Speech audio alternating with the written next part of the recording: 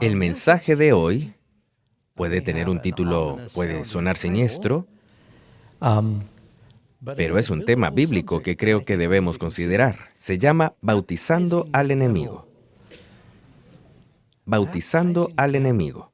¿Quién querría hacer eso? Y hoy vamos a leer una historia de la Biblia, vamos a tener un estudio bíblico. Nos cuenta la historia sobre un lobo que fue bautizado. Un enemigo siendo bautizado, se podría decir. Abran sus Biblias en el libro de Hechos, Hechos capítulo 8. Vamos a comenzar con el verso 4. Vamos a leer hasta el verso 24. Verso 4, pero los que fueron esparcidos iban por todas partes anunciando el Evangelio. Entonces Felipe, descendiendo a la ciudad de Samaria, les predicaba a Cristo. Y la gente, unánime, escuchaba atentamente las cosas que decía Felipe, oyendo y viendo las señales que hacía. Primero que todo, ¿quién es Felipe? Bueno, mencionamos que era uno de los 7 diáconos. Se menciona de segundo, después de Esteban, quien es por supuesto el primer mártir cristiano, y él era el predicador principal que vemos en Hechos capítulo 8. Cuenta la historia del ministerio de predicación de Felipe. No solo fue un diácono que se convirtió en predicador, sino que más tarde, evidentemente, se convirtió en evangelista. Porque si leen Hechos capítulo 21, verso 8, y esto es años después, dice: Al otro día, saliendo Pablo y los que con él estábamos, aquí escribe Lucas, fuimos a Cesarea y entrando en casa de Felipe el evangelista, que era uno de los 7. Él había sido uno de los 7 diáconos originales. Pero ¿cómo se le llama ahora? Se le llama evangelista porque evidentemente había realizado una importante labor evangelizadora en Hechos capítulo 8. ¿A dónde fue? Hechos capítulo 8, verso 8, él fue, dice, descendió a Samaria y dice que había gran gozo en la ciudad. Ahora no sabemos con certeza, pero tenemos grandes sospechas de que esta es la misma ciudad donde Jesús se encontró con la mujer junto al pozo en Samaria. Se llamaba Sicar. ¿Por qué lo pensamos? Porque la mayoría de los samaritanos no aceptaban a Jesús. Pero cuando la mujer junto al pozo fue a la ciudad y dijo a los hombres, venid, ved a un hombre que me ha dicho todo cuanto he hecho. Dice que toda la ciudad vino a él. Dice, esto es Juan 4:39, y la ciudad, no todas las ciudades, de aquella ciudad creyeron en él por la palabra de la mujer que daba testimonio diciendo, me dijo todo lo que he hecho. Entonces, Felipe, sabiendo que la ciudad de Sicar recibía las enseñanzas de Jesús, probablemente fue allí y contempló el increíble reavivamiento que tuvo mientras estuvo allí. Entonces, ¿qué hizo Felipe en Samaria? Hechos capítulo 8, verso 5 dice, entonces Felipe, descendiendo a la ciudad de Samaria, les predicaba a Cristo. ¿Y qué pasó mientras él estuvo allí predicando a Cristo? Esto es fantástico. Hechos 8, verso 6. Y la gente, unánime, escuchaba atentamente las cosas que decía Felipe. ¿Encontramos otra unanimidad?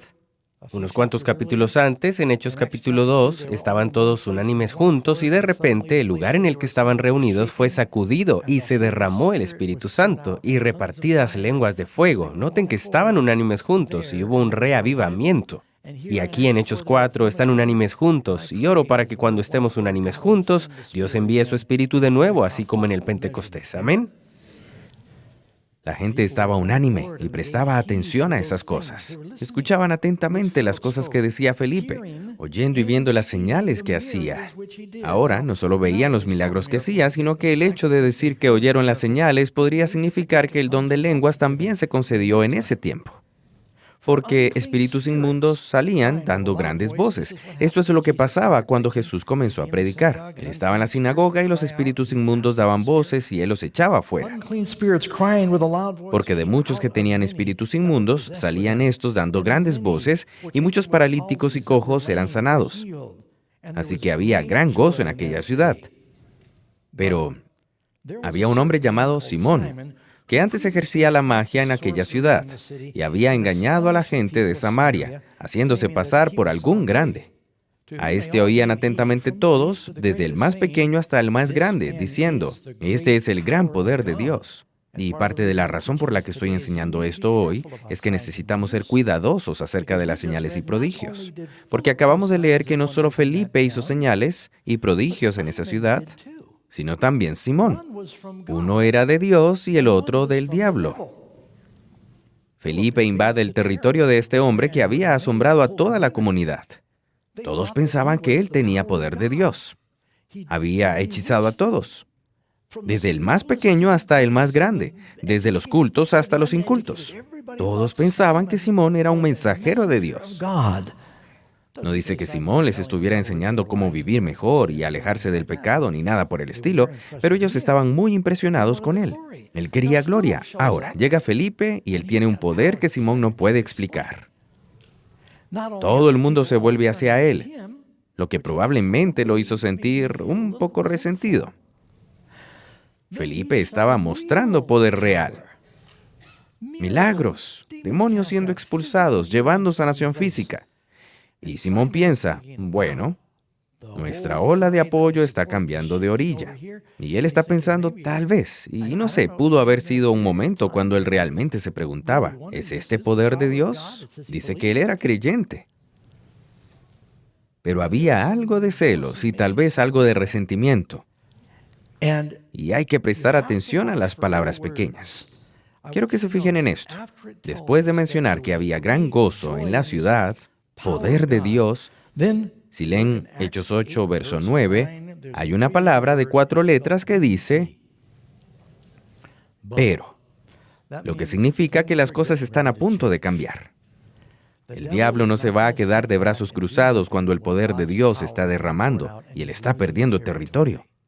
Ustedes verán que esa palabra aparece otras veces en el Evangelio de Lucas. Por ejemplo, veamos en Hechos capítulo 4.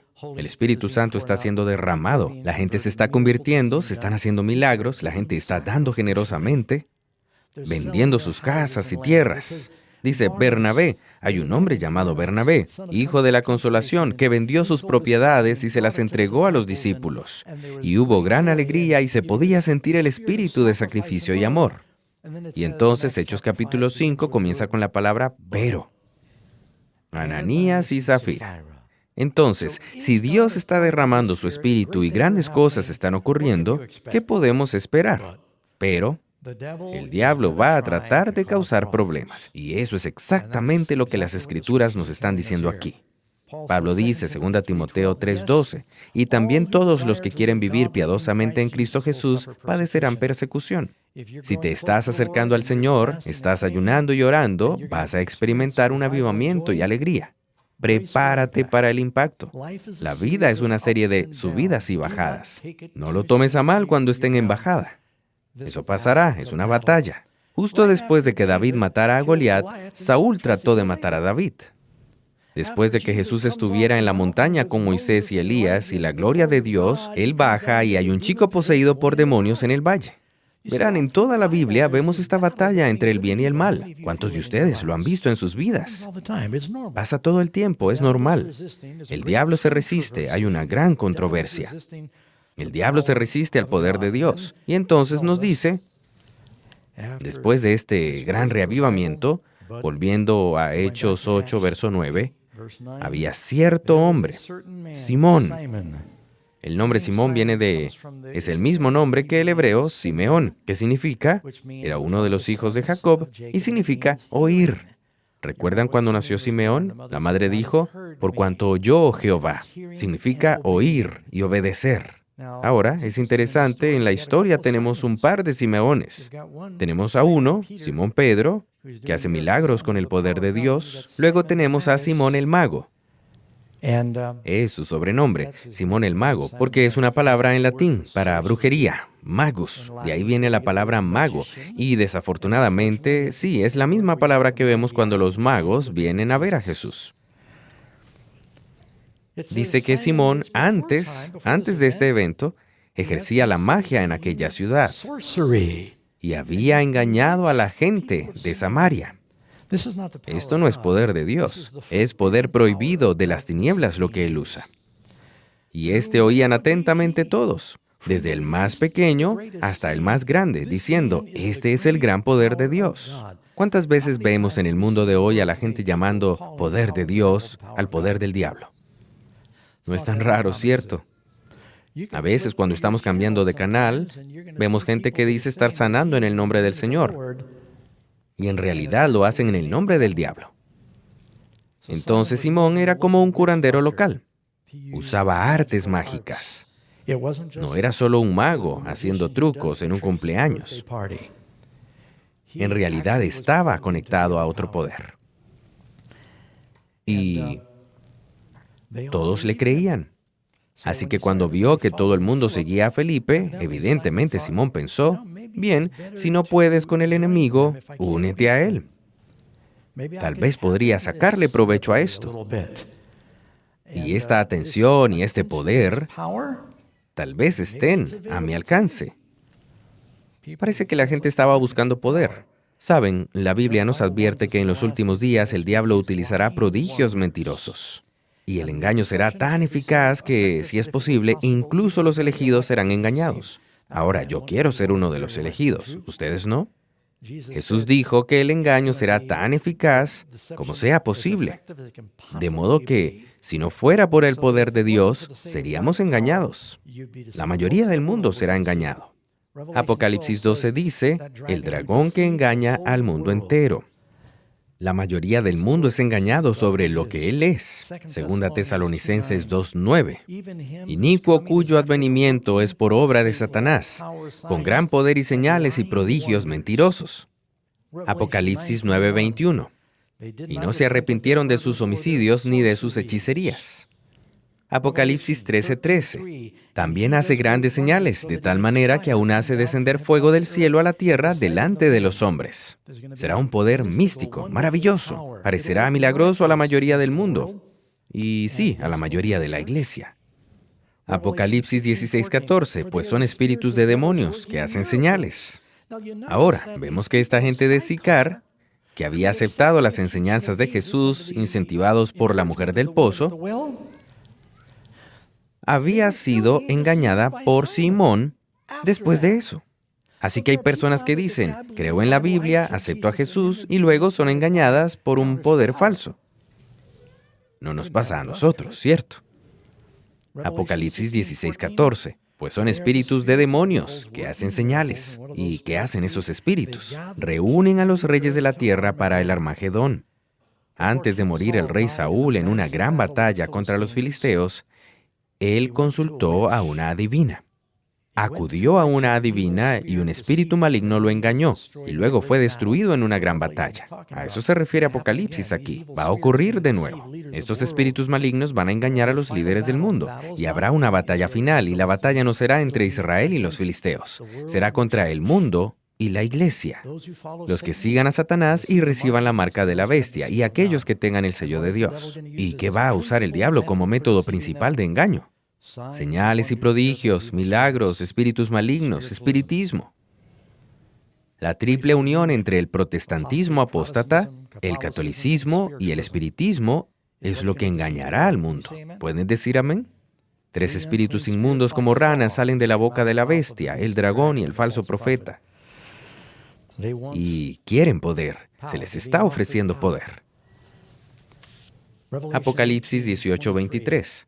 Porque tus mercaderes eran los grandes de la tierra, pues por tus hechicerías. Uno no sabría que los grandes de la tierra estarían involucrados en brujería. Todas las naciones son engañadas. ¿Con qué? ¿Qué usó Simón? Brujería. Él era Simón, el mago. Simón, el brujo. Lanzando hechizos. Apocalipsis 21:8. El penúltimo libro de la Biblia. ¿Quién está en el lago de fuego? Los fornicarios y hechiceros, los idólatras y todos los mentirosos tendrán su parte en el lago que arde con fuego, que es la muerte segunda. Entonces Jesús nos advierte. Estamos hablando de esto porque Él dice, muchos vendrán. Cuando Cristo habla de la segunda venida, lo primero que dice es, lo primero que sale de su boca, vendrán muchos falsos cristos. Velad. Habrá falsos profetas, vendrán en mi nombre. Dirán que creen en la Biblia, dirán que creen en Dios, vendrán en su nombre y engañarán a muchos. ¿Muchos es mayoría o minoría? Son la mayoría los que serán engañados por estos falsos cristos. Déjenme leerles una cita del devocional Maranatha. ¿Cuántos de ustedes recuerdan ese libro? Salió hace años, fue muy popular y lo reimprimieron. Anoche lo estaba leyendo en nuestro culto. Esta es, por cierto, la página 207, 208, un par de extractos. El enemigo se está preparando para engañar al mundo entero a través de su poder milagroso. Él asumirá la apariencia de un ángel de luz y la apariencia de Jesucristo mismo. En la medida en que su poder se extienda, realizará verdaderos milagros. Dice la Escritura que Él engaña a los que habitan en la tierra por medio de los milagros que tiene poder para hacer, no solo los que finge hacer. Son milagros reales. En los últimos días aparecerá de tal manera que hará creer a los hombres que es Cristo venido por segunda vez al mundo. Se nos advierte que en los últimos días Él obrará con señales y prodigios mentirosos, y continuará con estos prodigios hasta el fin del tiempo de gracia. Prepárense para el impacto, amigos. Satanás vendrá para engañar, si fuese posible, aún a los escogidos. Son los prodigios mentirosos del diablo los que cautivarán al mundo, y él hará que el fuego descienda del cielo ante los ojos de los hombres. Él obrará milagros, y este maravilloso poder milagroso se extenderá por todo el mundo. No creo que esté exagerando. Queda bastante claro que esto ocurrirá. Vemos señales, prodigios y milagros. Volvamos a nuestra historia. Dice aquí en Hechos capítulo 8, verso 12, pero cuando creyeron a Felipe, que anunciaba el Evangelio del reino de Dios y el nombre de Jesucristo, se bautizaban hombres y mujeres. Uno de los pocos lugares que dice que las mujeres se bautizaron también. También creyó Simón mismo, habiéndose bautizado. Bueno, si lo tomamos al pie de la letra, suena bien. Estaba siempre con Felipe. Significa que estaba casi aferrado a Felipe. Y viendo las señales y grandes milagros que se hacía, estaba atónito. Él se acaricia la barba y observa todos estos milagros y es consciente del poder que tiene. Ve su poder y se pregunta, ¿cómo puedo aprovechar este poder?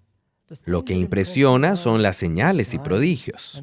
Saben, hay personas que van a la iglesia en todo Norteamérica y todo gira en torno a señales, prodigios y milagros. Y por eso están siendo explotados por pastores charlatanes falsos. Bien, él se bautiza, dice que cree, Felipe le toma la palabra. Ya saben, no podemos ver el corazón, solo Dios puede hacer eso, ¿no?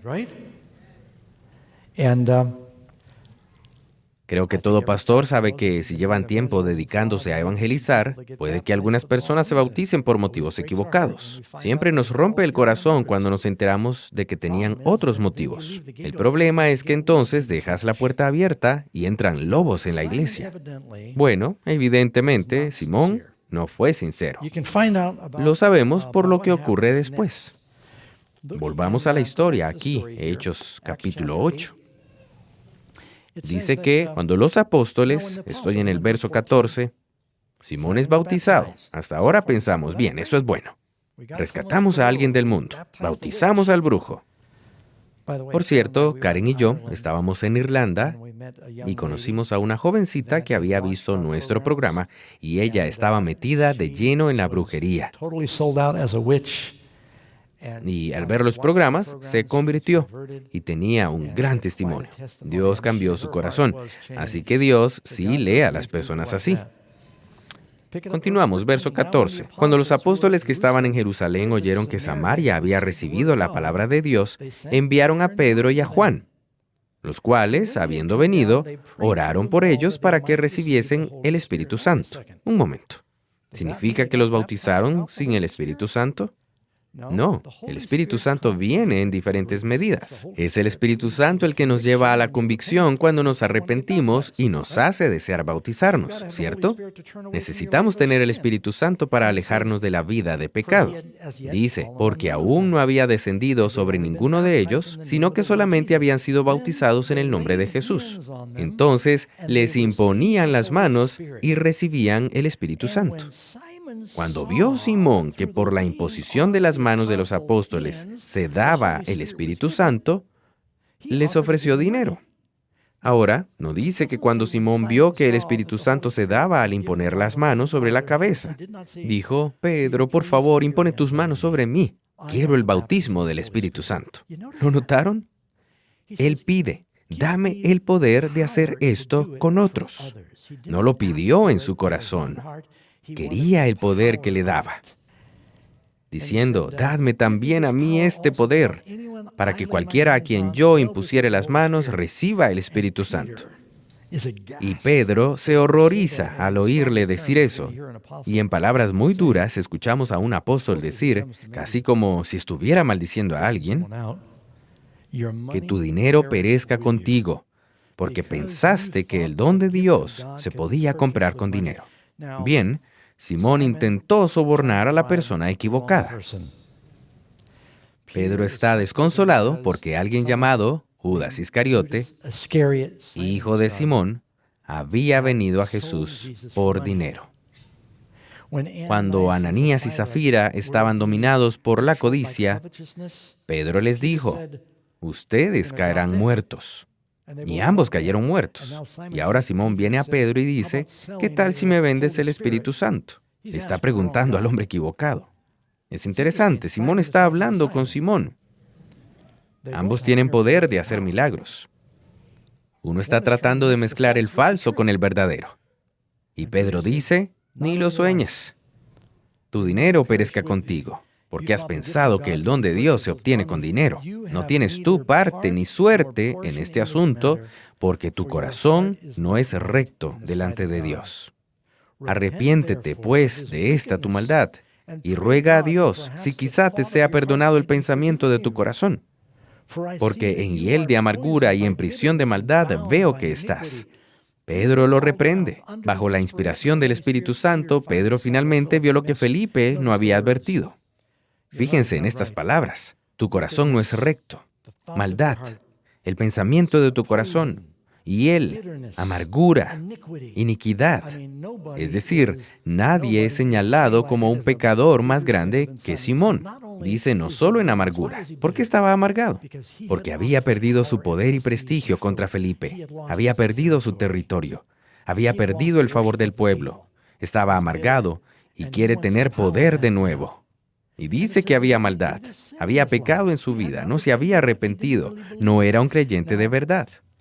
Bien, esto es todo lo que dice sobre Simón, ¿verdad? Déjenme terminar aquí. Respondiendo entonces Simón dijo, rogad vosotros por mí al Señor. Pedro dijo esto delante de todos, así que públicamente dice, rogad vosotros por mí al Señor para que nada de esto que habéis dicho venga sobre mí. Es lo último que escuchamos de Simón. Pero la historia sí dice un poco más sobre él. De hecho, Justino Mártir, Ireneo, Josefo y varios de los padres de la iglesia hablan de Simón y de lo que sucedió después. Evidentemente le molestó la reprensión. Él no se convirtió. De hecho, se opuso al trabajo de la iglesia por el resto de su vida. Déjenme leerles algo que Justino, padre primitivo de la iglesia, escribió. Justino Mártir oyó los sermones de Felipe, quedó muy impresionado y, como muchos de sus paisanos, fue bautizado y se unió a la comunidad de creyentes en Cristo. Pero, como fue palmerio luego, su conversión no fue el resultado de una convicción interna de fe en Cristo como Redentor, sino más bien por motivos egoístas, pues esperaba ganar mayores poderes mágicos y así aumentar su influencia. Pues cuando los apóstoles Pedro y Juan vinieron a Samaria a conceder a los creyentes bautizados por Felipe el derramamiento del Espíritu Santo, que iba acompañado de manifestaciones milagrosas, Simón les ofreció dinero a cambio de lo que él consideraba poderes mágicos. Él malinterpretó al Espíritu Santo. Para él poder, mediante la imposición de manos, conceder el Espíritu Santo y producir estos resultados milagrosos. Lleno de indignación ante tal oferta, Pedro lo regañó ásperamente y lo exhortó a la penitencia y a la conversión y le advirtió sobre la perversidad de su conducta. Bajo la influencia de la reprensión de Pedro, Simón le rogó a los apóstoles que oraran por él. Sin embargo, según el informe unánime de las autoridades del siglo II, él persistió en sus falsas opiniones. Los escritores eclesiásticos de la iglesia primitiva lo representan universalmente como el primer hereje, el padre de las herejías. Se había bautizado, se había unido a la iglesia y comenzó a causar estragos. ¿Han escuchado del gnosticismo? Una de las primeras grandes herejías. Simón estaba en el centro de eso. Se conoce como culto simoniano. Parte de ello fue un movimiento religioso conocido como gnosticismo. Uno de sus principios decía que las leyes bíblicas quedaban anuladas por una nueva libertad espiritual. Interesante, ¿verdad? Afirmaban que si tienes el Espíritu de Dios, no necesitas preocuparte por la ley. ¿Es una familiar? Volviendo a Hechos capítulo 4, cuando Simón fingió ser auténtico, se introdujo en la iglesia y luego trajo lo que la Biblia llama herejías condenables, incluso de entre vosotros mismos. Y de hecho, el espíritu de profecía habla de esto. Comentario bíblico, tomo 6, escuchen. Pedro también fue detenido y encarcelado en una prisión aproximadamente en el tiempo cuando Pablo fue encarcelado por segunda vez. Pablo se había hecho especialmente detestable para las autoridades por su celo y éxito al descubrir los engaños y anular las intrigas de Simón el mago, el hechicero, quien le había seguido hasta Roma, primero con Claudio y luego con Nerón, que quedaron impresionados con él, para oponerse a la obra del Evangelio y estorbarla. Nerón creía en la magia y había protegido a Simón. Por eso estaba muy disgustado contra el apóstol y ordenó su arresto. Pedro fue arrestado y finalmente murió por causa de Simón. Él lo trató como un enemigo. Ahora, ¿qué aprendemos nosotros de esto? Saben, en la última cena, Jesús dijo a los 12 sentados a la mesa: uno de ustedes sentado aquí, partiendo el pan conmigo, me va a traicionar. Y la mayoría de ellos, 11 de los 12, estaban sorprendidos con esa afirmación. Decían: ¿seré yo, Señor? Realmente se preguntaban: ¿sería yo capaz de hacer algo así? Finalmente, Judas dijo: soy yo, maestro. Y Jesús dijo: tú lo has dicho. Pero quizá no sea mala idea que nos examinemos a nosotros mismos y digamos: Señor, ¿estoy aquí por las razones equivocadas? Ya saben lo que Pedro le dijo. Lo que le dijo a Simón: tu corazón no es recto. Menciona el corazón 2 veces. Ruega a Dios que perdone el pensamiento de tu corazón. Recuerdo haber oído una historia sobre un hombre que tenía una tienda de reparación de relojes. Y un día alguien entró en su establecimiento. Él tenía una servilleta, la abrió y salió el propietario. Y en la servilleta había 2 manecillas grandes de un reloj de caja alta. Y el hombre dijo: ¿qué quieres que haga? Él responde: bueno, este reloj no marca la hora en absoluto. Las manecillas siempre están mal. Y el relojero no podía creer que existiera alguien tan tonto. Dijo: hombre, si quieres que arregle el reloj, tiene que traerme el corazón. No son las manecillas, es el corazón lo que mueve las manecillas. Y si estás teniendo problemas con las acciones en tu vida, Dios dice: dame tu corazón. Esa es la escritura. Varias veces en la Biblia el Señor dice: dame tu corazón. Proverbios 23:26, Joel 2:12, convertíos a mí con todo vuestro corazón. Algunos versículos dicen que Dios necesita nuestro corazón. Hay una batalla entre estas 2 fuerzas, amigos. Va a ser más intensa en los últimos días. Necesitamos convertirnos de todo corazón. Amén. ¿Cuántos de ustedes quisieran vivir esa experiencia?